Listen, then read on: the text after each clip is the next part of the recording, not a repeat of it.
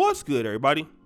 It's your boy, O'Shea Duke Jackson, back at it again with another episode of The Celebrity Junk.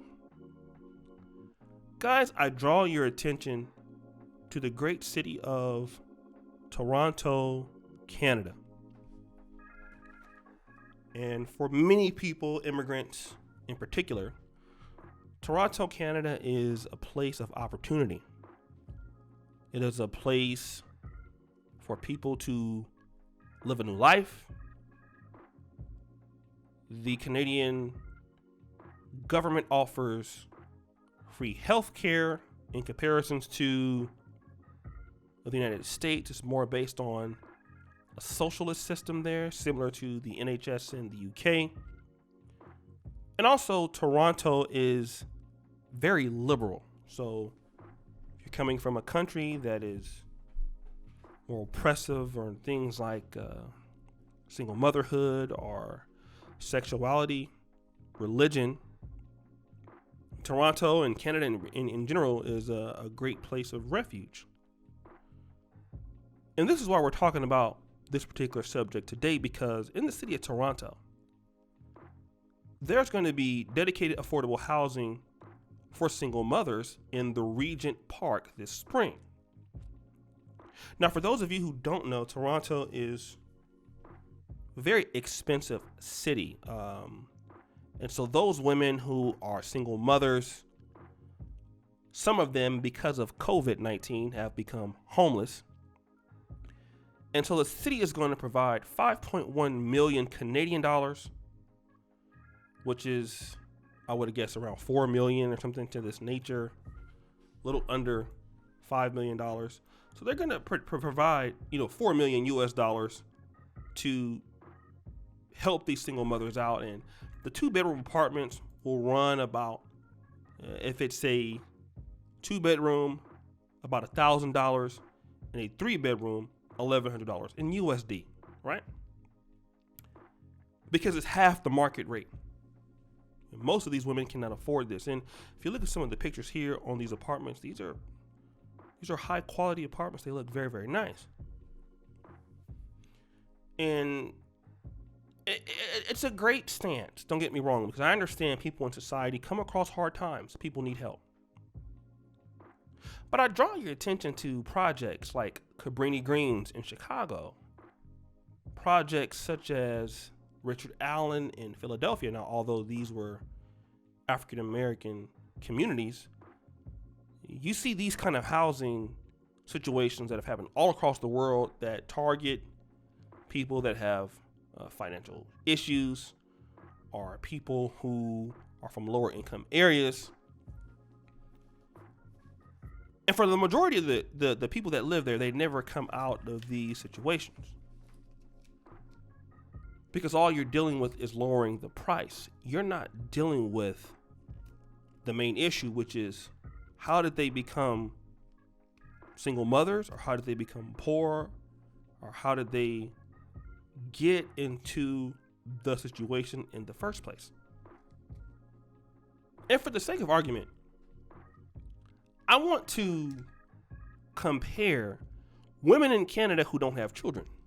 And I'm only doing this for the sake of argument because, this is a men's channel, but I want to talk about women who live in Canada who are hardworking, who are trying to get ahead, who are going to school, who have got their wages cut, who want to contribute to society, who are keeping their focus on doing business, or their focus on their studies.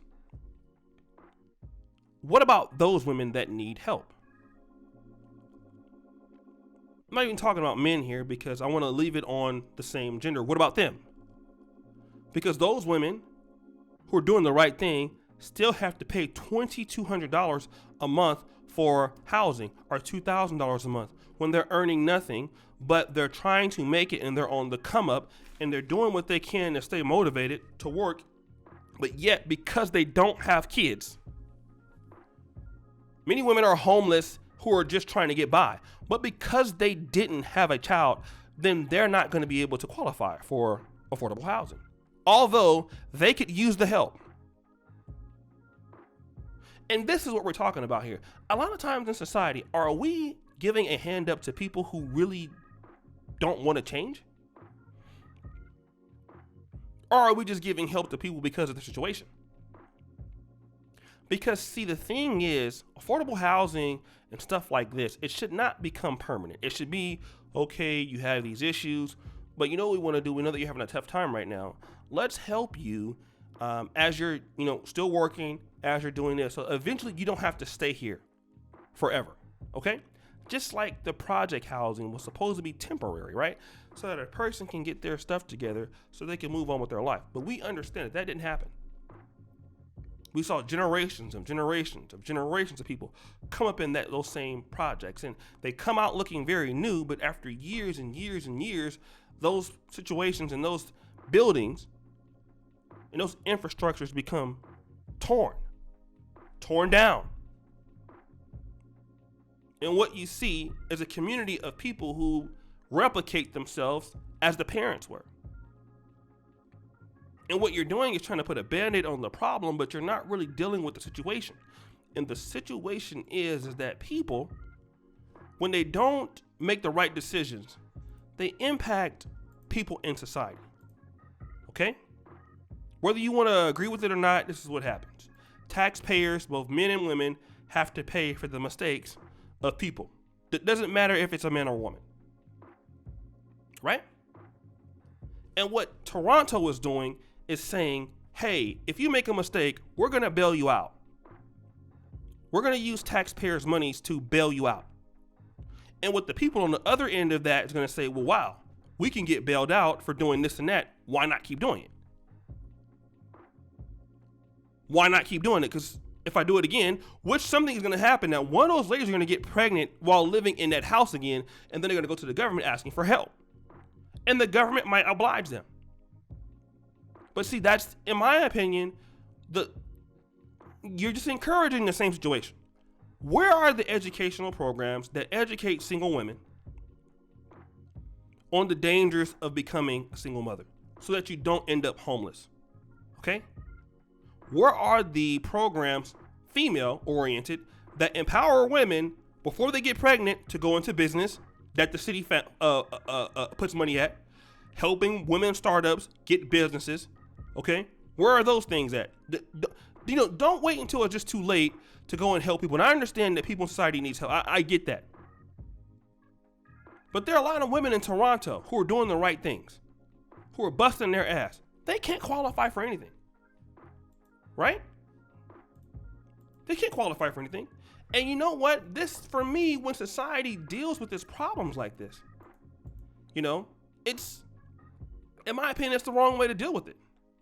Because people have to start to understand that, hey, if I make a mistake, the government is not going to just bail me out. If I make a mistake, the government is not going to just do this. I need to make sure that I don't impact society, whether you're male or female, in the wrong way. I need to be accountable for what I do. But we're not seeing that. And people who actually really need, and I'm not saying that these women don't need help, because they probably do, but where is the, you know what, we're doing this to you, but you can't have this happen again. I can guarantee you that one of these ladies are going to get pregnant again. And that's the situation that we're dealing with in the West. We're dealing with that in the West. We've seen so many housing issues, housing projects, housing things that come up. Why? Women are still, still having the same issues. Single motherhood is still affecting America. It is still affecting Canada.